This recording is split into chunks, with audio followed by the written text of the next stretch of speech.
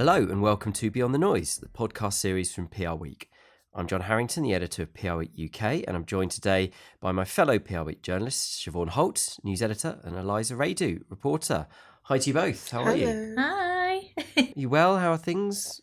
We're good, aren't we? We're cruising to Christmas. It's just been really busy recently. We have, yeah. Well, as I say to the industry when they ask that, if you're busy, we are. Yeah, and we certainly have been. So, yeah, no rest for us.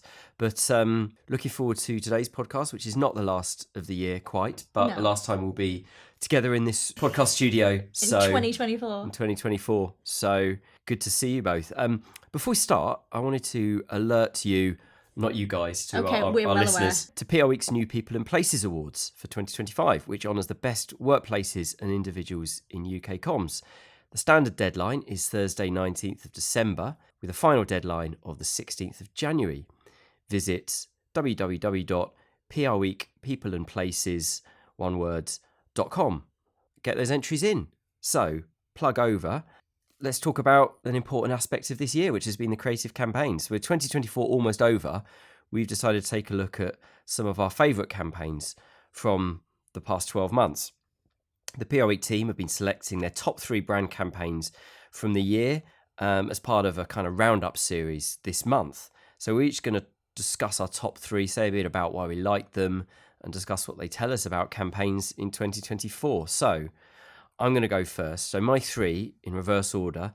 Number 3 was O2 Scam Baiters. This campaign starred, got to say this right, Daisy, effectively, a lifelike conversational AI designed to speak to scammers and keep them on the phone for as long as possible to stop them scamming real people. It kind of played on the stereotype that older people are easier targets for scams. Got a lot of publicity. As I wrote, Scambusters has targeted a genuine problem and positioned O2 as part of the solution. So credit to Faith, which is VCCP's AI creative agency, for the campaign. What do you think of this one? You a fan of this? I think it's really useful to have campaigns like this because I'm someone who also gets scammed and ends up talking to people on the phone for a while. I think when life gets really busy, it's easy to just pick up a phone and have a conversation thinking, oh, something's wrong, and then later realizing the repercussions. So with campaigns like these, it keeps people alert to risks. I agree with you on that. And I think as well that O2 putting themselves at the front of it, because you get a lot of businesses getting criticised for not supporting their customers through tech challenges like this and scamming. So I think playing on that idea is really strong, and obviously AI has been the hot topic, I think, of 2024. So I think combining the two, it's made a really interesting stunt. Yeah, I think it's good to see how AI is used sort of very upfront in a very explicit way as part of a campaign, because as part of me been slightly surprised that the agencies haven't been boasting more about the AI campaigns they've been doing. The fact is, I think a lot of agencies use AI, but they just don't really talk about it, partly because maybe they think it might undermine creativity. But actually, I think using AI in a kind of constructive way that doesn't mean that you don't have those sorts of human insights and so on, I think isn't a bad thing. In the same way, using a calculator isn't a bad thing if you're going to be in finance, really. Yeah. Like, there's nothing wrong with sort of using the technology out there. So, yeah, interesting one. And what was your second then, John? Second place, it's a campaign by Hope and Glory for the Victoria and Albert Museum. It's quite a simple idea, but again, quite well targeted as a stunt to attract potential new visitors. So, the V&A put out a call for a Taylor Swift superfan to join in what it called an advisor role. The V&A is also recruiting for a, quote, encyclopedia of emojis, connoisseur of Crocs, and what's this last one?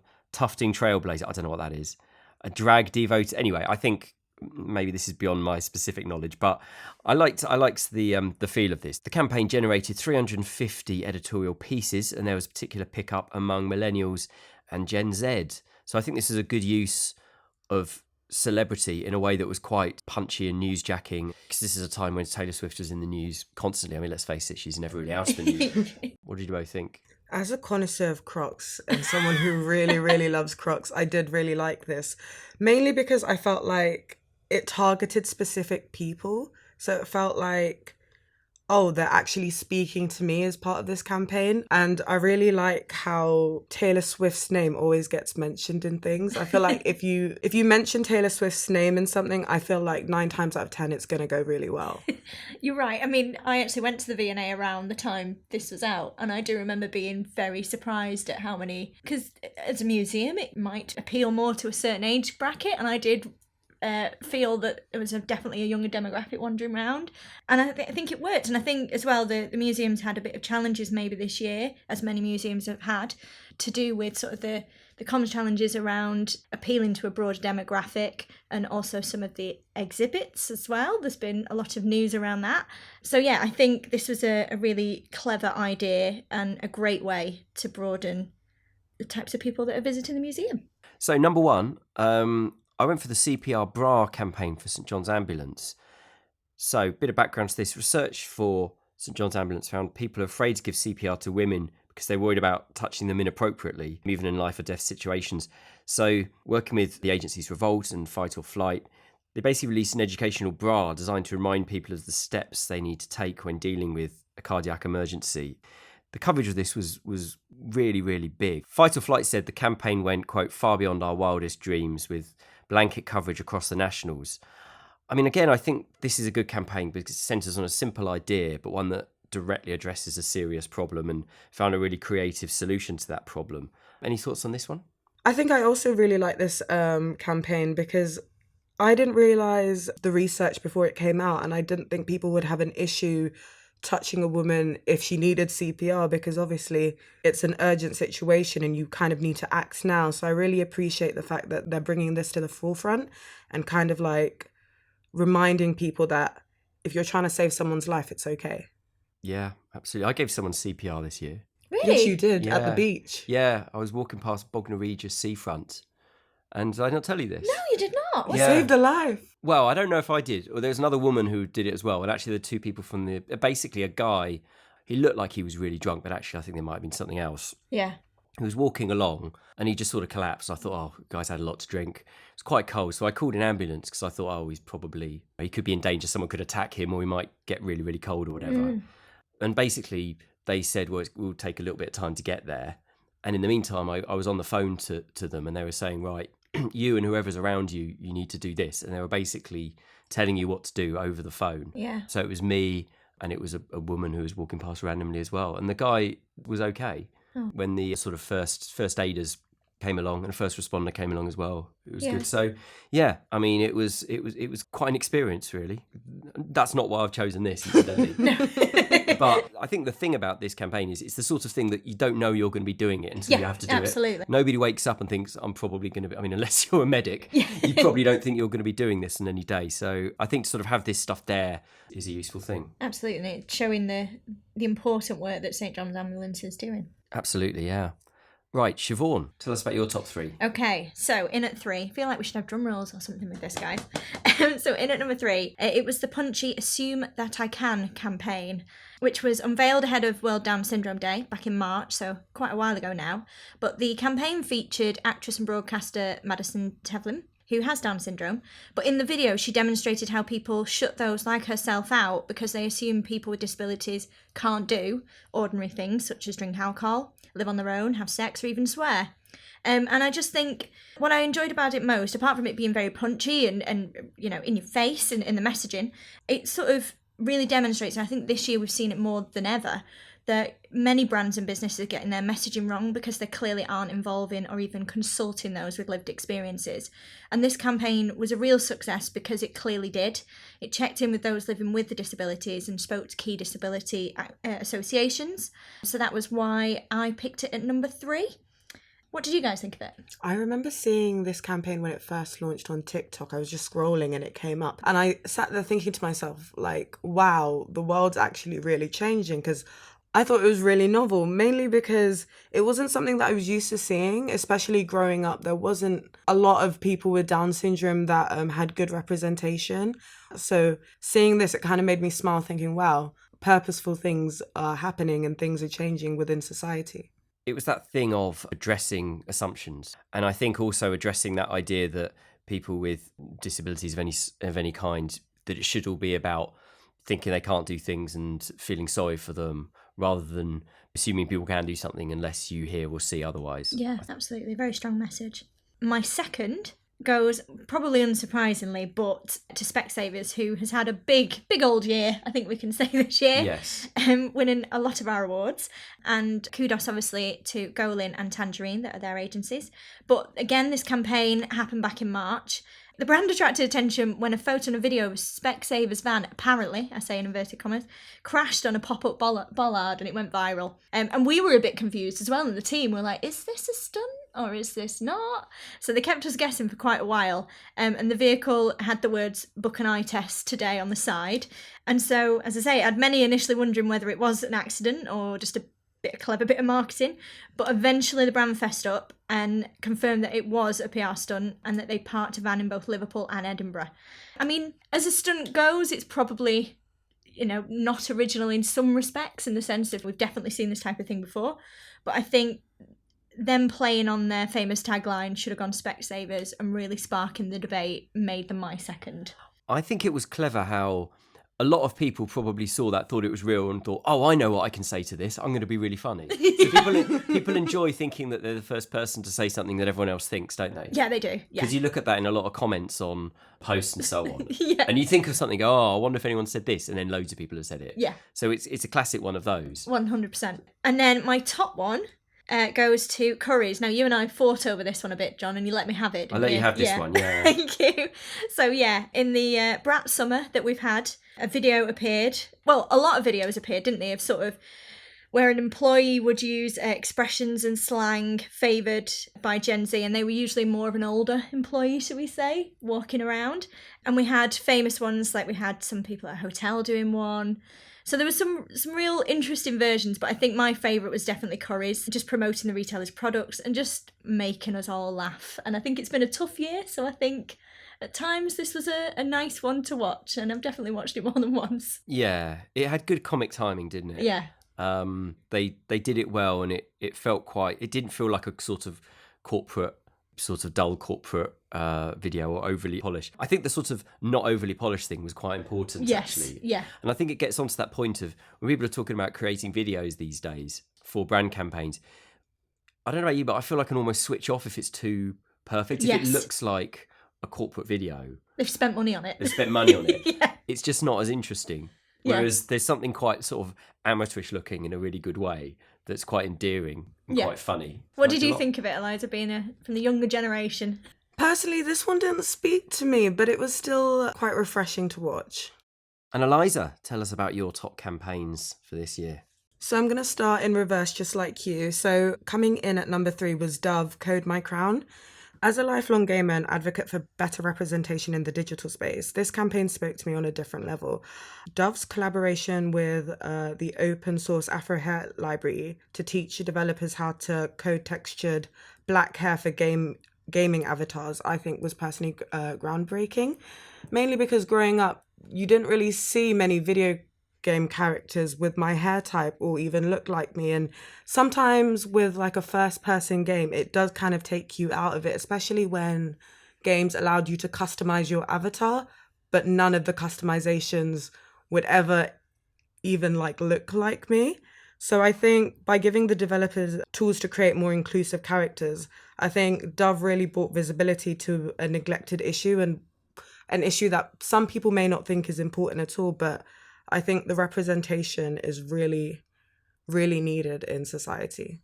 I think this one passed me by a little bit, if I'm totally honest. I don't really remember this when it came out, but looking at it now, it does seem like a good campaign, as you say, sort of targeting inclusivity and with a business benefit, really, because it feels like brands like Dove particularly, which, should be a product for everyone, they really do need to make sure that people who might potentially buy their product are being serviced in all sorts of ways. So from a business perspective, I think it works too. Moving on to my second favourite campaign of the year, it was Mattel's first blind Barbie doll. So growing up, toys that reflected diversity and inclusion were really scarce. So the fact that Mattel launched its first blind Barbie and also produced a Barbie doll with Down syndrome was really amazing. I think it's a monumental step for representation, especially for young children with disabilities, because you don't always get to see yourself in your favourite idols. I think it was really nice partnering with Lucy Edwards, the blind broadcaster and disability advocate. And I think it was really good that they also consulted with the American Foundation for the Blind. And I think Mattel really nailed it on these details. I feel like it's a doll, so that's the simple case. But I think because there are so many different Barbie dolls, I feel like a lot of children can gravitate towards one or another. And I feel like their push for more inclusivity will just widen their audience completely. So coming in at number 1 is Getty Images and the advertising creative agency Build Hollywood for Let Black Girls Be Girls. So in the summer, 2 UK creatives partnered with Build Hollywood and Getty Image to launch this campaign. And it really resonated with me because it highlights an issue I feel really passionate about. I think the impact of the adultification bias on young Black girls can be really dangerous, especially looking at current media, seeing things with celebrities' children's, for example.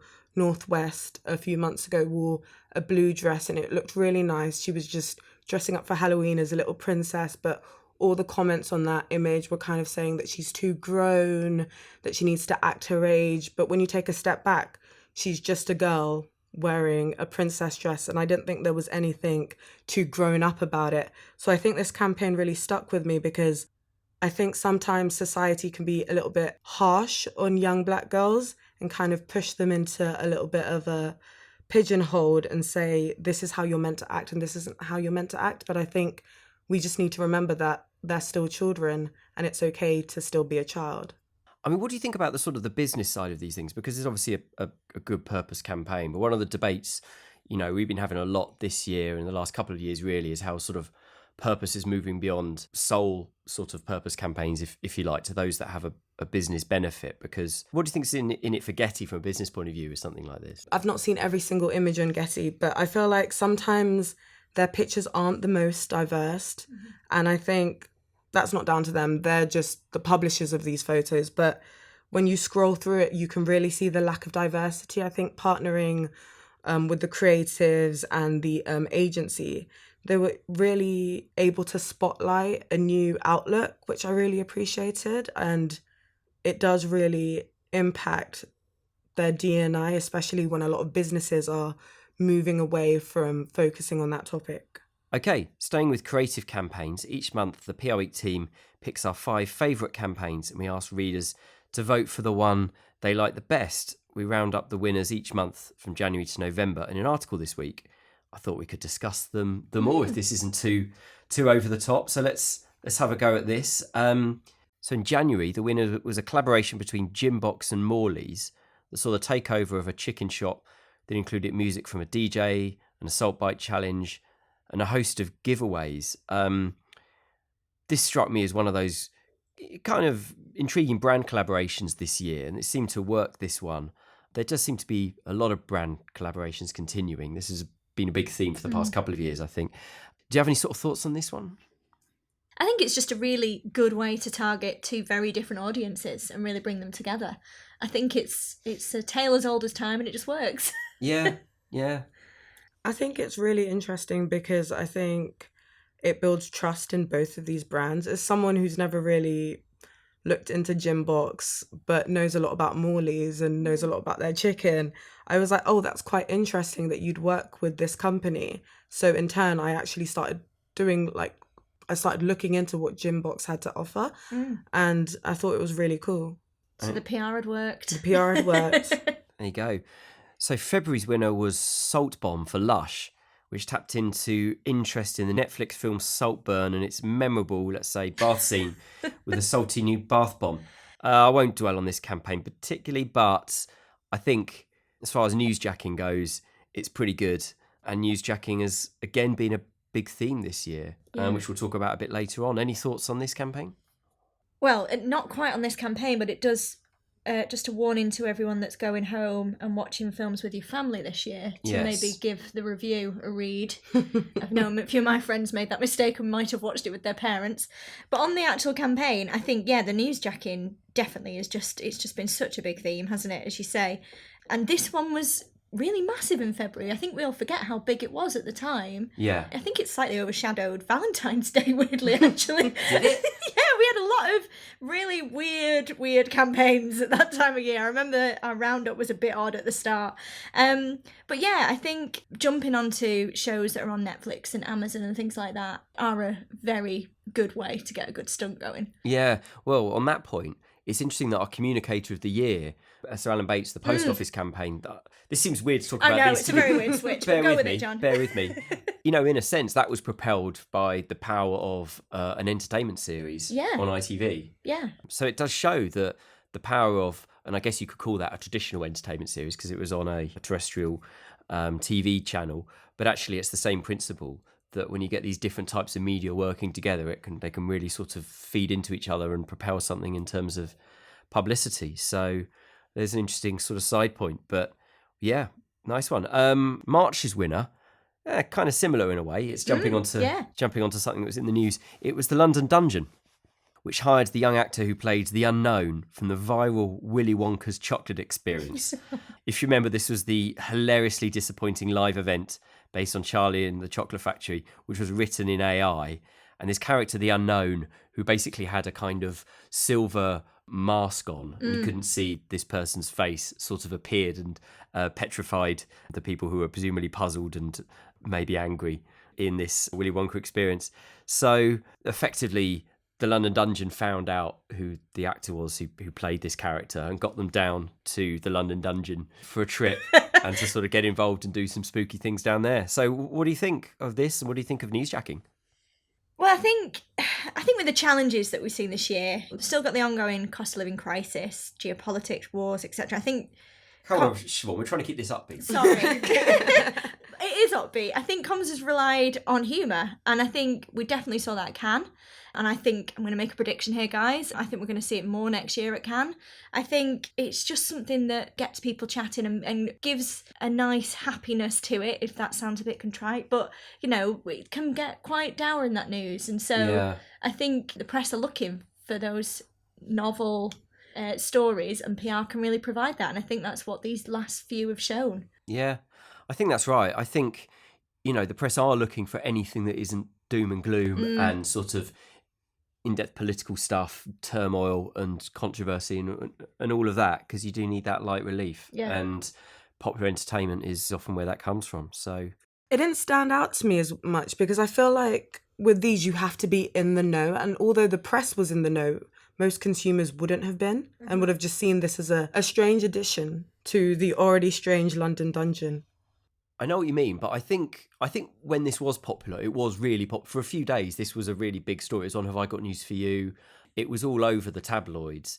And actually, if you think about the sort of cost versus benefit of this, I can't believe that the actor playing the unknown was charging huge amounts of money. Let's face it. I think she was like a 16, 17-year-old wannabe actor. So I think the sort of cost of finding out who she was, flying her down, paying her for a few days and all the rest of it would have been really not very big at all for the amount of publicity they got off the back of it. So I know what you mean. I mean, if you'd have hired a big celebrity and paid millions of pounds for this, or a popular influencer, I think that's different. But, you know, I think in value for money terms, I think it was quite inspired, is my take on it. Okay, April's winner was McDonald's pre-nug agreement. Love Island is the focus here. 2 Love Island stars formally agreed in a sort of a prenuptial agreement to share their McNuggets forever. I don't know who these two people are. I can't be bothered to look it up, but I think it's quite a nice idea. What do you think? It's an agreement I will not be partaking in. Okay. But I think this, again, is another big trend that we've seen this year. I'm thinking of Mark Wright and Spencer Matthews' partnership for Marks and Spencer's that is the gift that just keeps on giving, because I think they brought them back for Christmas as well recently. So yeah, I think this sort of idea of, you know, 2 stars that people are quite familiar with that have maybe been on the telly, again, it's used in entertainment, isn't it, that you can wrap into social that then goes viral, and you've got this multi-PR campaign at your fingertips, and I think it works quite well, and a lot seem to have really used it this year. Yeah, seems to do the job. Eliza, what do you think? I'm going to be really honest. I'm not too familiar with the Love Island stars, but I do agree with you. I think being able to tap into celebrities and influencers is a really great way to raise awareness and kind of bring new audiences in. I liked this campaign because I think it had a creative idea behind it that sort of would have worked even if there weren't celebrities, probably. I think it's not impossible that you could have a pre-nug agreement and asking random people to sort of sign up to it, or random fans of chicken McNuggets or whatever. So I think that's probably the sign of, in my mind, of a decent campaign that would or could possibly work without the celebrity element. Yeah. Is it sparking debate? Yeah. Well, it's just sort of silly and funny, and it's a pun, and it's attention grabbing. Yeah. So from that point of view, I liked it. We're on to May now. The readers chose Surfshark, How Much Are You Willing to Share? This was a PR stunt that deployed a transparent truck with a toilet and a person inside. So you can obviously see the analogy here with sort of transparency and sort of how much people are willing to share. It struck me that this showed that kind of real in-person stunts do still seem to have a role to play, even though AI stunts seem to be booming. And obviously there are many logistical challenges about a stunt like this, goes without saying. I mean, I'm going to compare it maybe in a slightly left field way to Jim Henson and sort of Aardman animation coexisting when CGI is so popular. I mean, I don't know about you, but I love to see those sort of Henson type puppets. There's a real sort of tactile quality to them, and I find CGI quite a turn off. Although admittedly, I'm sure there's a lot of CGI that I don't know it's CGI. So kudos to anyone who can do that. But yeah, that's my thoughts on that one. Any particular? For me, this campaign kind of put things into perspective. With the transparent window, you can kind of see everything. I think when you're online, sometimes you don't have that sense of transparency. So it's easier to overshare because you're not really there. But I thought this was a really fun one. I personally would never sit on that toilet in front of people, but I'm not willing to share a lot. Well, there you go. Moving on to June. June's winner, it was Carlsberg's beer-proof hats to protect drinkers from football fans throwing beer when their club scored during the Euros. I just think this is quite a fun Euros-themed campaign that sort of tapped into, no pun intended, tapped into that trend that we increasingly see in those memes of, there's a particular meme, isn't there, where it's at a bar and a team scores and everyone throws their drinks everywhere, and then there will be projected something else onto that screen sometimes. But anyway, yeah, it strikes me that it's tapping into an increasingly and frankly annoying thing that seems to happen at live football events sometimes. Any other thoughts on this one? I think Carlsberg needs to do this again, but offer a different range of colours. I'm opting for a pink, but I would also settle for a light blue. Okay, Carlsberg, if you're listening to this, Haymarket's address is... I think it could be quite handy when it's the Oasis gigs in 2025. Yeah, that's true. You're going to need them then. And those hats, they're quite similar to the sort of 90s mod hats that people sort of came back. That we'll be wearing at the gigs. Yeah. If the boys can stay friends long enough. Exactly. Okay, July, another stunt here. The day after the general election, Wickes, the home retailer, sent a van outside Downing Street that said, "New cabinet here, our kitchen experts are here to help." Fairly self-explanatory this, really, isn't it? Yeah. Not sure we necessarily need to say any more. So I'm going to move on to August. This is one by Deflatables for Thomas Cook and the Marine Conservation Society. This used quite powerful images of endangered marine life depicted as deflated inflatables. So this is quite a good... This is the first purpose campaign, really, we've seen for a while in this list, isn't it? Which probably says something. I like this one. I think it was a good use of the that image of a deflated inflatable that we all see on holidays, and is always a bit sad. But actually, sort of linking in with the Marine Conservation Society to sort of make that point, I think was pretty good. Any thoughts on this one? I think it sort of shows that if you're going to do purpose in this day and age, you really have to make sure that you're getting your messaging completely right. And I think that it really fits with the two businesses that you're dealing with. And I think this is just a perfect example of that. Yeah. Okay, I like September's winner. Iceland applied to trademark its prawn rings in time for Christmas and issued a warning to its competitors via an open letter against copying said prawn rings. I think this is silly fun. But it did well. It got quite a lot of publicity, and it had a bit of extra something from a lot of the other Christmas campaigns. Admittedly, this is September, so long before, but that's something we discussed the other day, actually, about how Christmas campaigns increasingly go in stages, and sometimes they start as early as September. But anyway, it actually reminded me slightly of this campaign when the Beano sent a cease and desist letter to Jacob Rees-Mogg, accusing him of copying Walter the Softie. So it's a kind of faux legal threat that's quite light-hearted and quite fun. And obviously it got coverage, and, you know, makes me think of prawn rings, which I'm not going to buy personally, but I'm sure a lot of people do. So there we go. Any thoughts on this? I do love when grocery shops get involved in online conversations. I'm currently thinking about the Colin the Caterpillar debate that has been going on for far too long, but is always really entertaining when I come across it. Okay, CPR Bra won in October. I mentioned that earlier on. So I'm going to move on to November. November's winner was Oatly, custard by Giggs. The lactose intolerant rapper Giggs starred in videos promoting this product, a limited edition dairy-free cake and custard kits. It's inspired by the insight that ethnic minority people in the UK are more than twice as likely as white people to be lactose intolerant, which I didn't know. So this is interesting, isn't it? I mean, we're actually back to a sort of purpose campaign, but one based on real insights and with an obvious commercial aim of, you know, selling this product, but also working with a celebrity / musician.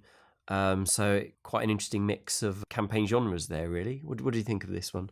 If you were doing a list of things that you expected from a campaign to do well in 2024, I feel this one would be ticking all those boxes. Yeah. You know, you're appealing to a younger demographic. You've got a stat there that most people will not know and that we should know. There's an element of playfulness with it, with the custard. And I just thought it was really a smart way of using an interesting stat, just get it out there really and get that campaign going. Yeah, definitely. I don't know about you, but I thought it was Giggs as in the footballer. So did I. Oh, yeah, did so did you? I. Yeah. And I thought, well, I wouldn't necessarily recommend that tie-in. And it did seem a bit random because he's been pretty low profile in recent years. Yeah, and I was like, is it a Welsh thing? Like, I didn't, No. Yeah. And then I realised I'm just really old. Well, this is It's it. a London thing. We're obviously not the not the target market, but yeah, good campaign. So December's campaign is TBC. We'll find out who wins that in January. And that's all the time we have for today. If you've enjoyed this episode, we'd love it if you could leave a review, please, wherever you access PR Week's Beyond the Noise podcast. The most important thing is you listen to our podcast next week, or at the very least, very soon. We have one more podcast to go this year. Check that out. It should be early next week. Thanks to Siobhan and Eliza. And thank you for listening. Until next time, goodbye. Okay, so we're back, actually. Sorry, we forgot. Inga, our producer, reminded us that what we were going to do is pull some crackers because this is the final episode in our recording studio when we're all together. So here we go. This would be better with video, but nevertheless, everyone's got the full audio effect. There we are. And then we... Okay. On three, guys. 1, 2, 3. Oh, there's a lot of glitter There we came go. out there, guys. What have we got? And we've all won one for those that can't obviously see us. Oh, this is interesting. Should we do the jokes? Yeah, go on. Can we do charades? Oh, they can't see us play charades. No, I'm not sure charades work in a podcast. We'll do that upstairs in the office, though, sweet. Okay, right. Jokes. What kind of photos do elves take? An elfie. Yes, Elfie. Elfie, well Elfie. done. Who delivers Christmas presents to dogs? Claws. Well done, Santa Inga. Claus. Santa Paws, you win. That's Inga, our producer. Oh, I like these conversation starters. Would you rather be Batman or Spider-Man, John? Spider-Man, yeah. Batman doesn't have any powers. Fair No, enough. but he has a cool car. Yeah, but Spider-Man can swing through buildings. Have you seen the Batmobile? Yeah, but where would he park it? I live in Streatham. He's gone too literal. If you were Bruce Wayne, you would not worry about parking. I think I'd still live in Streatham, though. Oh, God. I might upgrade. Okay, let me ask you the would you rather. Would you rather have super strength or have super intelligence? Super intelligence, because I need it for this job. Yeah, I'm not sure what I'd do with super strength. Just go around lifting tables. Yeah, it's not... I don't think physical strength is much of a prerequisite to be a journalist. No, I not may at be all. wrong. It'd be quite funny at the PR Week Awards, though. Just Maybe. Going on lifting. I mean, all- I'd have one hell of a party trick. How about you, Eliza? What would you pick? Super intelligence. Because then I feel like I could create a really nice robot to have super Yeah. strength. Ah, And then I got the best of both worlds. There you That's go. true. Okay, there's a riddle. Are we going to do riddles? Ooh. Sure. I do not have wings, but I can fly. I don't have eyes, but I will cry. In my head, No? when has a plane cried? Do planes cry? I'm rubbish at these. You see, I was going to say llama, so that's even worse than A English. llama? Yeah. They don't have wings. A fly. No? Oh. To be fair, I'm not sure this is... I mean, this is a bit silly, but do you want to know the answer? Yeah, go for it. A cloud. Clouds do not cry. They condense. Yeah. That's very abstract. It is abstract. It is, yeah. Yeah, it is abstract. Okay. Siobhan's riddle. What is always coming but never arrives? I don't know. This is abstract. This isn't in the Yeah. spirit of Christmas for me. The future. Nearly. The past. The ghost of Christmas. No, it's not the Christmas. The It's not the presents. Muppets. Tomorrow. So you would. Well, tomorrow does arrive. But when it Yeah. arrives, it's today. Yeah, but if we say tomorrow, then in the context that... I didn't write this, John. What about this one? This one you should all get. Who wrote a series of novels about orcs, hobbits, goblins, and elves? Tolkien. Well done. There we go. You have a winner. Great.